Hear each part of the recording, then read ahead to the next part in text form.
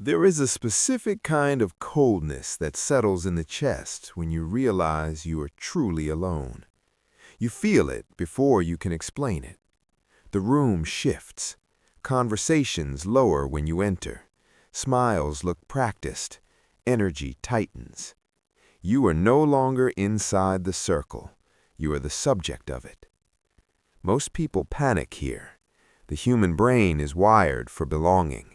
When the tribe pulls away, survival alarms start screaming. The instinct is to explain, to defend, to shrink yourself until you fit again. Don't.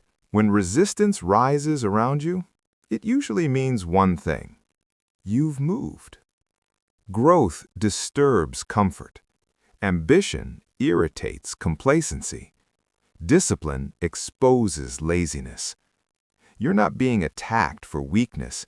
You're being resisted for change. When someone upgrades, it forces everyone nearby to confront their own stagnation. That confrontation hurts, and pain looks for a target. Right now, that target is you. Understand something critical. If you were average, they would feel safe. If you were stagnant, they would applaud. If you were harmless, they would embrace you. Opposition is often proof of direction. But here is where most people lose.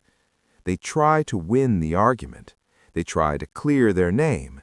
They try to convince the crowd. Crowds do not respond to logic. They respond to energy. Every reaction you give feeds the narrative. So remove it.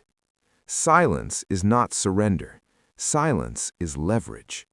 When noise meets nothing, it collapses under its own weight. Let them talk. Let them speculate. Let them assume. While they are burning time discussing you, you should be building something that makes the discussion irrelevant. History is full of people who were isolated before they were recognized.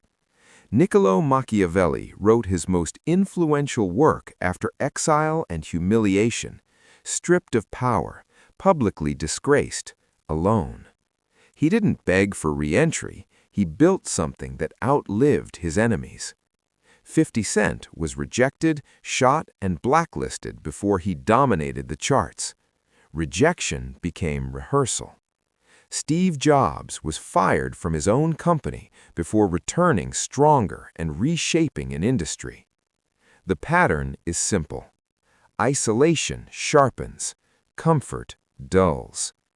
When everyone is against you, you are forced into self-reliance. Financial independence becomes necessary. Emotional discipline becomes mandatory. Skill development becomes survival. And survival pressure accelerates evolution. Instead of asking, "Why are they against me?" ask, "What is this pressure preparing me for?" Criticism contains data. If they call you arrogant, maybe refine your delivery. If they say you lack competence, sharpen your skill. If they say you won't make it, double your output. Enemies are often honest in ways friends are not. But do not confuse adaptation with submission. There is a difference between refining your edge and dulling it to be accepted. Sometimes you cannot leave the battlefield. You work with them, you live around them, you operate inside the tension. In those situations, control your visibility. Not every ambition needs to be announced. Not every plan needs applause. Move quietly. Agree where it costs nothing. Smile where it protects you. Observe more than you speak. Let them underestimate you. Underestimation is camouflage. While they assume you are harmless, you are improving. While they believe you are defeated, you are preparing. Pressure creates 3 types of people. Some break. Some survive. A few become stronger.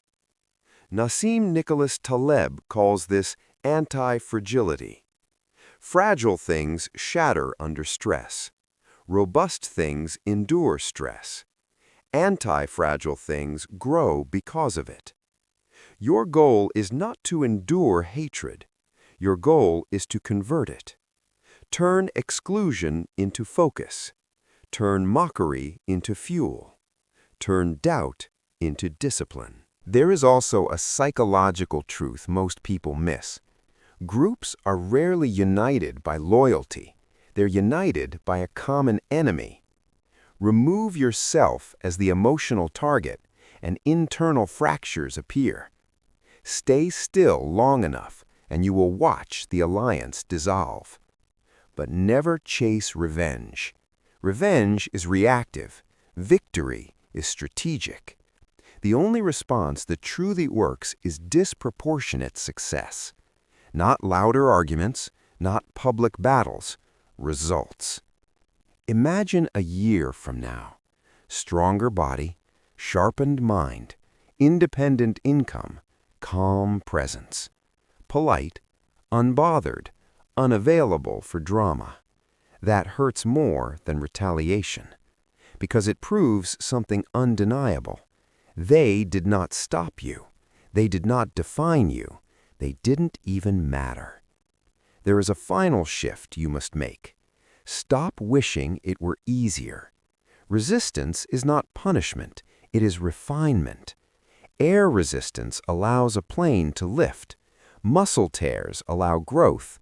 Winter strengthens roots. Opposition builds outliers. When you can look at those who oppose you and feel gratitude for the pressure, you reach another level. They become catalysts. Eventually, success shifts perception. The same people who doubted you may drift back, acting supportive. Rewriting history. Be calm. Be courteous. But remember, access to you is earned, not assumed.